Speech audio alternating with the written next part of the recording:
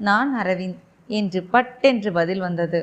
அரவிந்த் என்று கேள்வியாய் நோக்கவும் அவன் சின்ன புன்னகையுடன் Aravind international export and import managing director.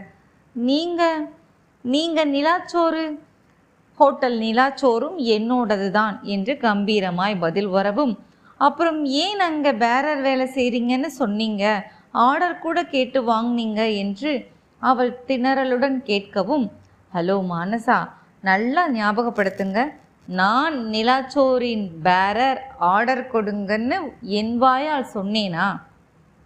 அவள் அன்றைய நாளை ஞாபகத்திற்கு கொண்டு வந்தாள். அவன் சொல்வது சரிதான்.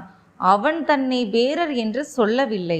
அவளும் அவள் தோழிகளும் தான் அவனை பேரர் என்று தவறாய் நினைத்து ஆர்டர் கொடுத்த போது அவன் விழிகள் விரிந்து மின்னியது போலதான் இருந்ததே. அடுத்ததாய் ஆர்டர் கொடுத்த பொருளை அவன் எடுத்து வராமல் வேறொருவர் எடுத்து வந்ததும் எல்லாம் நினைவுக்கு வந்தது. நல்ல வேலை கிடைக்க இருந்ததை இப்படி என்றோ கெடுத்து குட்டிச்சுவராக்கி இருக்கிறோமே. ச, ஹோட்டல் நிலாச்சோரின் முதலாளியான இவரை பேரர் என்று நினைத்து கேலி கிண்டல் செய்து ஆர்டர் கொடுத்து என்று கெடுத்து வைத்திருக்கிறேனே. எப்படி ஒரு நல்ல கம்பெனி, நல்ல வேலை, நல்ல சம்பளம் எல்லாம் போனது. இனி மீண்டும் பழைய கம்பெனிக்கு போய் குறைந்த சம்பளத்தில் நிறைய வேலை செய்து முதுகுத்தண்டு ஒடிய செய்ய வேண்டியதுதான். எளிதான கேள்விகள் தான் கேட்டான். ஆனால் மூளை வேலை செய்ய மறுத்து விட்டதால் ஒன்றுக்கு கூட சரியான பதிலை சொல்லவில்லை. உங்க பேச்சு, உங்க கம்பீரம், நடத்தையை பார்த்து ரொம்ப பிரில்லியன்ட்டுன்னு நினச்சேன்.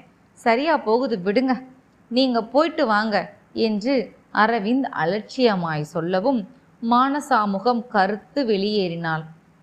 அம்மா, நான் இந்த வேலையோடு வருவேன் என்று எதிர்பார்ப்புடன் காத்திருப்பார்களே. கலங்கிய கண்களை துடைத்து கொண்டு கேட் அருகே வந்தபோது அவளின் போன் ஒலித்தது. புது எண் எடுக்கவில்லை.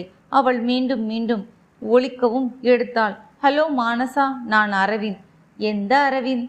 புரியாமல் கேட்கவும், என்ன மறந்தாச்சா மானசா? இன்டர்வியூ நடத்தி 10 நிமிஷம் கூட ஆகலை, இவ்வளவு மறதி கூடாது